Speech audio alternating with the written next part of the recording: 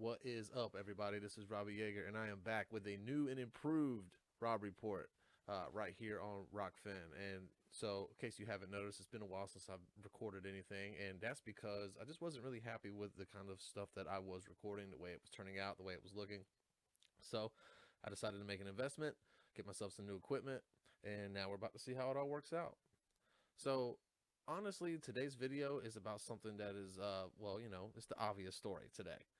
The big news being, in the wake of the Super Tuesday disaster that was, Elizabeth Warren has decided to drop out of the presidential race finally.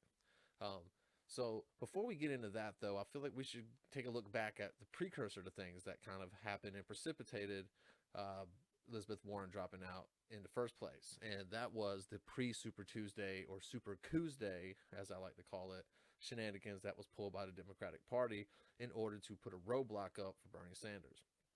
So, if for those of you that don't really understand how much the Democratic establishment hates Bernie Sanders, uh, I'm gonna lay this out for you right now. Obviously, Bernie Sanders had a wave of good success in the first few states of the primary season, those being Iowa, New Hampshire, not so much South Carolina, but Nevada, right? He was the delegate leader heading into Super Tuesday, and to be honest with you, things were just looking really, really good for him until the DNC decided to put some pressure on the other candidates in the race. Um, this is honestly borderlining on straight up rigging. I mean, I'm trying to find something else for you to call it, but I mean, there's really nothing else. Whenever the party is getting involved into the presidential election, or at least the primaries, when the party is basically saying, hey, it doesn't matter if you're potentially viable or not. We don't want you running. We want you out of here so our guy can win. And it's not really necessarily so their guy could win. It's really more so the other guy won't win. That other guy being Bernie Sanders. Um, and the main case I make for this is going to be in the case of Pete Buttigieg. Pete Buttigieg maybe not have been the favorite, right? However, going into Super Tuesday, he was third in delegates. He was one of only three Democrats, including Biden and Sanders, to reach double digit. I'm sorry. And yeah, other than Biden and Sanders, he was the only ones who reached double digit delegates. He won Iowa. I mean, was side note here, the results from Iowa are to be questioned. I mean, there was just such shenanigans going on there. It's kind of hard to take anybody's word for exactly what happened in that election. So, you got to take that with a grain of salt. But it is what it is. He had 26 delegates heading into Super Tuesday. And, honestly could have gotten more. I mean, there's really no telling what his path looked like. To be honest with you, I think he had pretty good momentum going through the debates. He could have probably picked up a handful of other delegates, and he might have even been able to win a couple of states. I mean, we'll never know, but it's definitely possible. I mean, and for somebody to say that it's not possible, I mean, that's just them kind of turning a blind eye to the situation that is.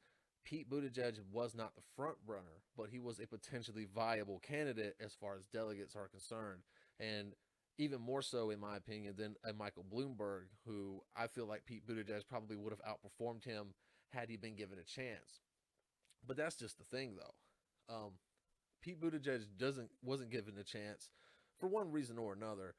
If I had to speculate, it's because somebody in the upper echelons of the Democratic Party came to Pete Buttigieg and told him, "Hey, look, you're our future. We want you to run again." And in my personal opinion, I would not be surprised if we see Pete Buttigieg down the line running again for president or another high-ranking office, maybe senator or something like that down the line, and then working his way back into another presidential race. I mean, I can definitely see it. The Democratic Party likes to pick, their future stars, so to speak. So I can definitely see them wanting to save Pete Buttigieg for the future and not get him embarrassed in this election. If you want to put, if you really want to think really hard on the situation, I don't really want to think that hard, because honestly, the easiest solution is usually the simplest one. And the most simple one to me is that the DNC pulled Buttigieg aside, maybe somebody from the Biden camp pulled Buttigieg aside and said, "Hey, look, you want to be my VP? You want to be in my administration somehow, some way? You want us to throw the full weight of the party behind you in the future, no matter what you want to do? Step aside now and not necessarily help Biden, but use Biden as a means to an end for the Democratic Party, being if we can get Buttigieg and Klobuchar and Steyer to all drop out and endorse Joe Biden, Bloomberg later on, right? But this is pre-Super Tuesday. We're still on that right now. If you can get those three, especially Buttigieg and Klobuchar, to drop out before Super Tuesday, and deny their voters the chance to drift from Biden and give them the delegates that maybe could have gone to him instead, you know, that's just what it screams to me. It screams that it's not necessarily we're trying to get Biden elevated. It's just the DNC realizes that the only way to block Bernie from getting the nomination is to elevate Joe Biden, and the best way to do that is to get all the other moderates, aka centrists, out of the race. So I feel like that's exactly what happened. It was a concerted effort to make sure Bernie Sanders does not have success on Super Tuesday. And judging by the results, I mean, look, Klobuchar endorsed Biden. Biden never stepped foot in Minnesota. You have to think that so many of Amy Klobuchar's voters jumped over on the Biden bandwagon, and given an alternative, given the alternative, I feel like that would not have happened. So it was the best case scenario for the moderate wing of the Democratic Party, no matter how you look at it. There was really no way that they were going to let this opportunity slip, because it was really their last chance. I mean, to be honest with you, you had to get them, you had to do something, right? Given 2016 and the way that everything was just rigged from the get-go, and it was outwardly rigged between the two candidates, you were thinking, there's no way they're going to try this shit again. But then again, here in 2020, they flooded the field with so many candidates. And I feel like from the beginning, that was a part of the strategy to make sure that Sanders didn't get a strong foothold. But when he did, then it became, we got to cut all these backroom deals that we can. I mean, honestly, the whole Buttigieg and Klobuchar dropping out the day before Super Tuesday, when you could have potentially been viable, and even more so viable than candidates such as Michael Bloomberg, there's no telling how many Buttigieg and Klobuchar voters went to Joe Biden to facilitate all of the victories that he had on Super Tuesday. I saw lots of stats basically saying that an overwhelming majority of late breaking votes, i.e. voters that decided at the last minute, like an overwhelming majority of those voters selected Joe Biden. You want to know why that is? I'll tell you why.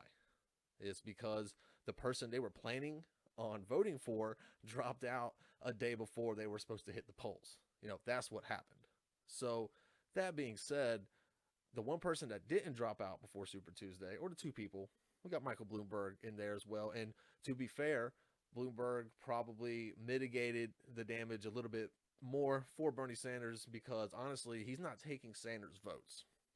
I mean, let's just be real about it. Michael Bloomberg is taking Joe Biden's votes. So with Bloomberg staying in the race, that was just basically his idea of saying, hey, let's see what we got here. Now, did he have a viable path forward? I mean, nobody really knew. I never really expected him to be that successful. I expected him to be competitive in New York.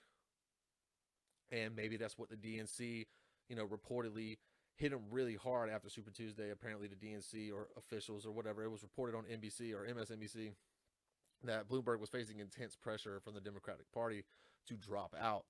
But at least he stuck in through Super Tuesday. I mean, he spent all the money and he tried to find out where he was electorally.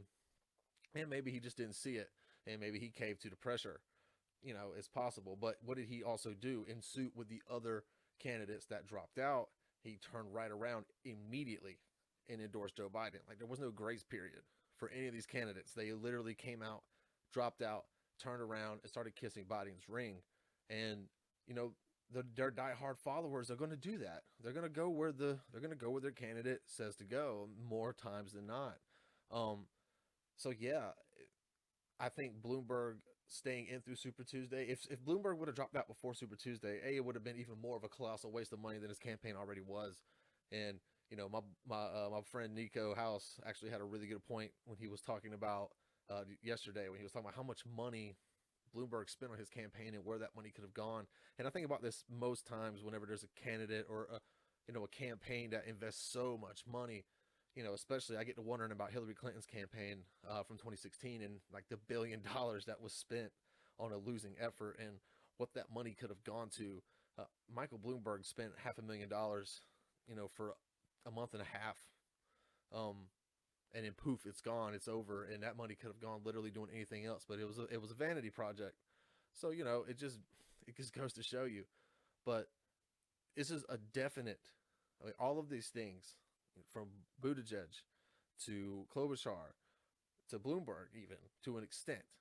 But it was such a major coup the night before Super Tuesday when potentially viable candidates are being strong armed out of the race by the party. I mean, that's almost the very definition of a rigged primary when the party is getting involved way before it should be. There's no reason why a candidate, one of only 3 candidates and double digit delegates, should be getting strong armed by the party the day before Super Tuesday to get out of the race. And the only reason is because they don't want that candidate taking votes or splitting votes with other moderates. The Democratic Party is so desperate to get Bernie Sanders out of the race, and they're not even trying to hide it anymore. It's actually very disturbing when you really think about it. Like, they don't really care about the platform. They don't care about policies. All they really care about is Orange Man bad. And they're going to do that even if it means smearing somebody that's trying to win them the White House. And I mean, it's kind of gross. But there was another major factor on Super Tuesday that, hurt Bernie Sanders. And that was Elizabeth Warren staying in the race. Now, there's a huge debate going on right now as where her vote's going to go, because she did drop out today, 2 days after Super Tuesday. And at the time of this video is being made, she hasn't made an endorsement, which, she's in between a rock and a hard place here, right? Because the kind of electoral war, right, the primary war between Bernie Sanders supporters and Elizabeth Warren supporters has been going on for months and months. In my opinion, she's been being billed as some kind of second coming of Bernie Sanders, or the female version of Bernie Sanders. I know that's not really exactly PC to say, so I mean, I don't really like using that term. Good thing it's not true, because she's nowhere close to Bernie Sanders at all. Actually, the more and more the primaries went on, and more times she got up on the debate stage and spoke, it became very obvious that she was nowhere close to a Bernie Sanders. So be that as it may, the fact is that even if half of her voters went with Sanders for Super Tuesday, say, he probably would have carried Massachusetts if Warren was not in the race. And there's other states too where the margin of victory is encompassed by the amount of votes that Elizabeth Warren had. And unlike Pete Buttigieg, she didn't really have any kind of real say in the matter, as far as, like, Buttigieg could say, hey, look, why should I drop out before Super Tuesday? I'm in the top 3 in delegates. So I can at least see if I have a viable path going forward, but at least let me go through Super Tuesday to see where I land. Elizabeth Warren never could have made that argument. I mean, her only argument was Nevada and Massachusetts, because there was a big media storm before Nevada saying that, hey, maybe Elizabeth Warren carries Nevada. This is Elizabeth Warren country. I mean, she got smashed. And then in Massachusetts, she comes in third. But that was the only state that people were even really considering her to having success in, after it was pretty much proven from the early states that people just weren't interested. Couldn't say the same thing about Buttigieg. It would have looked kind of sketchy if Warren hopped out before Super Tuesday and Klobuchar. You can kind of get that, but it just, the Buttigieg thing just kind of makes me wonder, exactly who said what behind the scenes. Somebody was talking to somebody, right? I mean, that's the only way that makes sense. So now that Warren is out, where do her votes go? Are tensions too high between the Warren camp and the Bernie camp? And is it too late? I mean, honestly, because Warren should have gotten out already. I mean, like, she was less viable than Buttigieg, and that was obvious after the first 4 states. That was obvious after South Carolina. So, but she herself, when it comes to her endorsement, she's kind of in a pickle here. Does she alienate, the left completely and kind of destroy her entire career as a quote unquote progressive by endorsing Joe Biden? Or does she bite that bullet and endorse Bernie Sanders? I mean, look, there's been a few people pushing for Warren to be Bernie Sanders' vice president pick. I think that'd be a terrible idea, and I think it would turn off a whole lot of Bernie Sanders' hardcore base. But then again, knowing Bernie Sanders' base like I do, or at least have been in the experience of communicating with them over the last 4 years, there's really not too much that the man can do to turn people off that have been with him that long. And I think that as much shit as we like to talk about Elizabeth Warren, that 80% of Bernie Sanders' electorate, regardless of how they feel about her, would still vote for him in general, regardless of who he picks. I don't see him picking. I mean, he's definitely not going to pick Biden. Biden's not going to be vice president twice. That's just, he's not that desperate. He doesn't even really look like he wants to run this time, but somebody's forcing him to. At least that's the way it feels like. And he's going to get smashed by Trump. By the way, you can either stop Bernie or you can stop Trump, right? I don't think you can do both. And it's a prioritized thing for the Democrats. So the way I look at it is this. Bernie Sanders is the only Democrat with a chance to beat Donald Trump. Statistically. I mean, look, I'm a Tulsi Gabbard guy. She's my candidate. But I'm just looking at it from a realistic mathematical point of view here. So if we're talking straight up numbers, Joe Biden has no chance. Joe Biden has the appearance of senility. Like he doesn't even know what the hell he's doing half the time. He loses track of thought when he's quoting things like the Constitution and the Declaration of Independence, stuff that people can recite after a ninth grade social studies class. He can't get through a speech without losing his train of thought. And yet this manufactured momentum that the media has been giving him is paying off. And the backroom deals that the DNC is making and the pressure campaign that they're putting on the other candidates to get out of the race and endorse him as soon as possible to consolidate the moderate vote and, if not beat Bernie Sanders in a lot of these states, but at least minimize his margin of victory and cut down on the delegate share to keep things competitive going forward, so you can continue to manufacture that momentum in the media and on the debate stage. So, I mean, things just got really interesting, but it's really because the Democratic Party doesn't want to make a natural process out of this. They want their hands in the cookie jar. They want the control. They want all the control they can have. And unfortunately, we're heading down that exact same path in 2016. Well, we're heading towards the same destination as we did in 2016. We're just heading down a different path. It's all about DNC control.